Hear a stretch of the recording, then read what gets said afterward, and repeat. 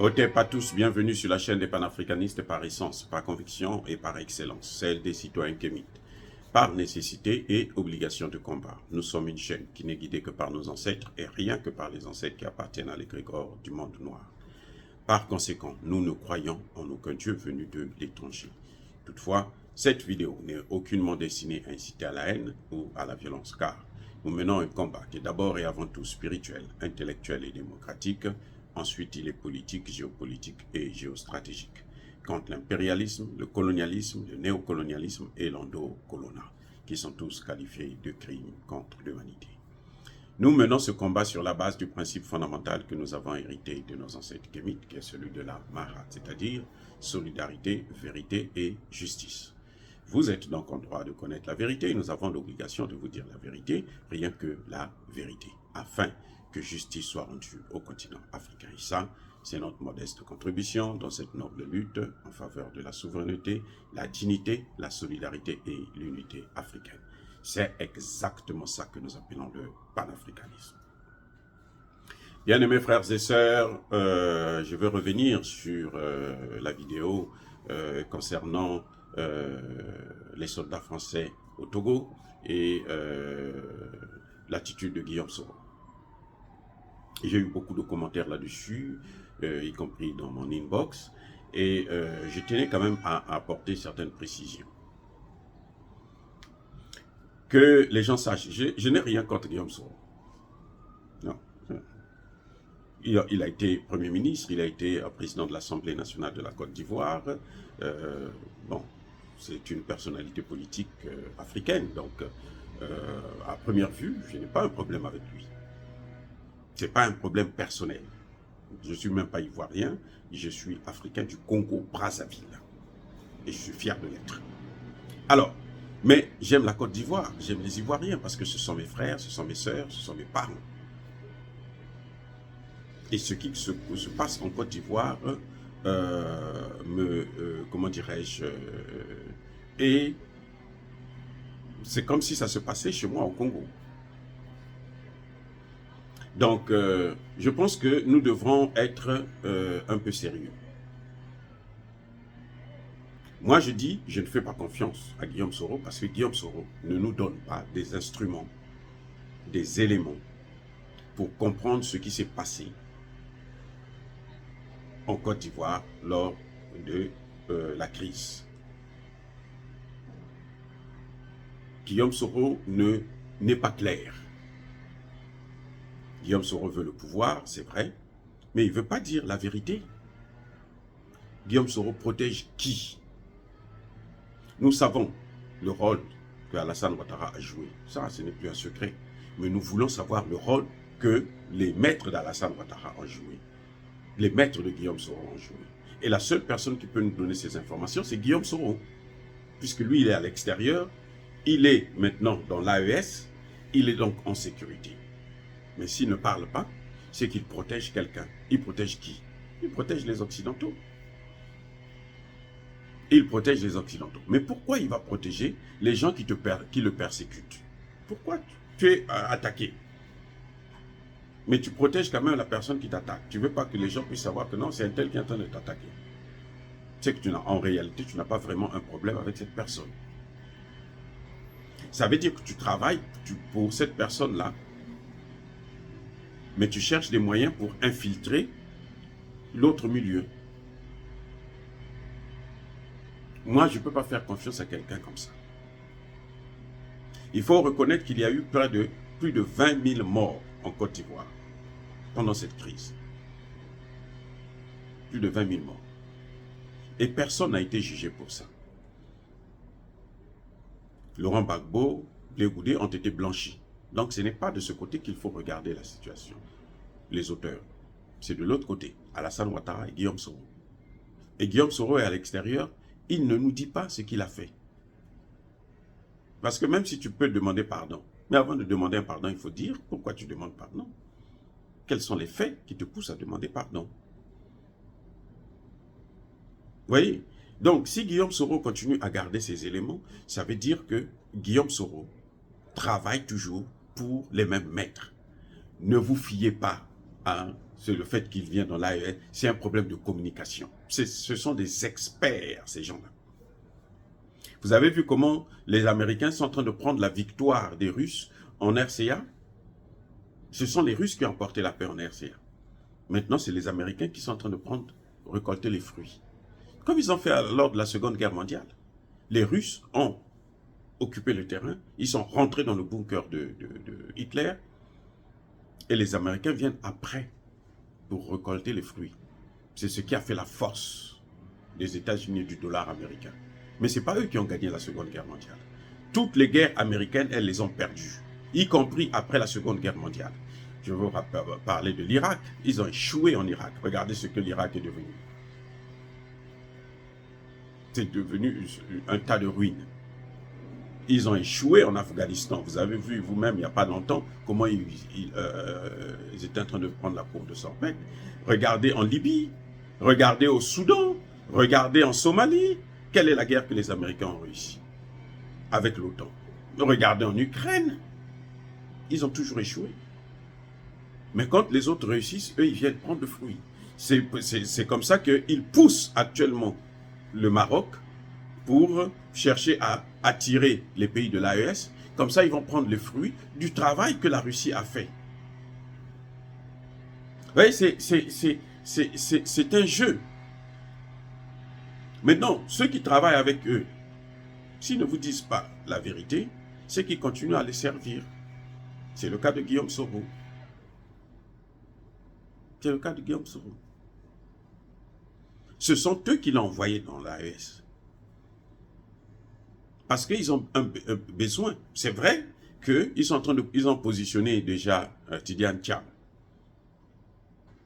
Mais Tidiane Thiam doit avoir un opposant farouche, qui peut l'inquiéter au cas où il ne respecte pas la feuille de route. Et cet opposant, c'est qui? Mais c'est Guillaume Soro. C'est Guillaume Soro qu'on est en train de préparer. Eh oui. Dès que Tidiane Thiam va prendre le pouvoir, la première des choses, il va demander à Guillaume Soro de rentrer. Soit pour travailler avec lui, mais en tout cas, soit au moins pour qu'il soit libre de rentrer chez lui. Et Guillaume Soro sera l'opposant. Parce qu'on sait que beaucoup de jeunes le suivent.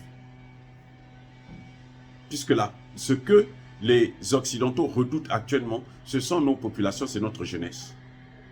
Donc il faut trouver quelqu'un qui peut mobiliser cette jeunesse-là. Et pour la Côte d'Ivoire, c'est Guillaume Soro.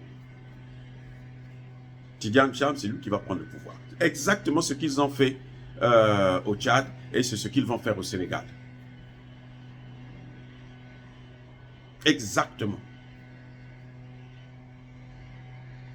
Maintenant, le rôle du Togo, c'est lequel?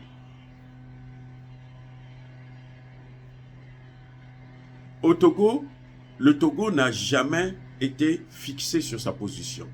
Le Togo est à cheval. C'est un, comment dirais-je, il veut se passer pour le troisième larron, comme il l'a fait avec le Bénin. Il a réussi, et d'ailleurs, ça à juste titre. De ce point de vue, c'est tout à fait normal. Mais le Togo continue à jouer un sale jeu. Et là, comme a su le remarquer un de mes commentateurs, mais attendez, en fait, les soldats que l'on voit là, au Togo, là, qui viennent au Togo, là, ce sont les mêmes qui étaient au Niger. La France n'a rappelé aucun de ces soldats. Je vous dis encore, la France n'a fait venir aucun de ses soldats en France. Sinon, vous aurez dû les voir là, sur leur chaîne de télévision de mensonges. Là. Ils auraient dû en montrer au moins quelques-uns. Vous avez déjà vu, non, bon, il y a un tel cargo qui est arrivé avec 300, 500 soldats français venus du Niger. Dites-moi, qui, depuis quand? Voilà. Quand Barkhane a quitté le Mali, Barkhane est allé où? C'est pas au Niger et au Burkina, jusqu'à ce qu'on les chasse au Burkina, et puis après au Niger, ils sont allés où? Au Tchad. Mais ils ne peuvent pas tous rester au Tchad. Ce sont les mêmes qui sont en train d'aller au Bénin et au Togo. Ceux qui étaient au Niger là. Ce sont ceux-là qu'on a déversés au Bénin et au Togo. La France n'a pas d'argent pour soutenir son armée. Écoutez-moi bien, le problème c'est ça. La France n'a pas d'argent pour soutenir son armée. Elle ne peut que les garder en Afrique parce que c'est en Afrique. C'est les Africains qui payent. Voilà le problème de la France. Ce qu'on ne vous dit pas, les non-dits de la présence militaire française en Afrique, ce sont les Africains qui payent. Ce n'est pas les Européens, ce n'est pas la France qui paye. C'est avec nos ressources à nous. Ils prennent ça dans nos comptes d'opération. Et ils mettent ça sur le compte de la dette de ces pays-là. Donc quand Eyadema pense qu'ils vont lui apporter de l'argent, non. Que les Togolais sachent que c'est leur argent qui est utilisé. Même pour les déplacements, c'est l'argent des Togolais. C'est l'argent des Béninois. La France ne dépense rien.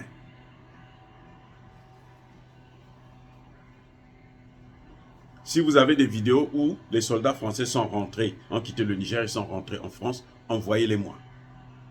Et je vais m'excuser, je vais vous les présenter. En tout cas, jusqu'au moment où je parle, moi je n'ai aucune vidéo. Ils ont quitté le Niger, ils ont pris la direction du Tchad. Maintenant, ce sont les mêmes qu'on est en train de déverser au Togo, au Bénin, même en Côte d'Ivoire. Parce que la France ne veut pas quitter le Sahel. La France est décidée à déstabiliser le Sahel. Donc, il faut garder ces gens-là.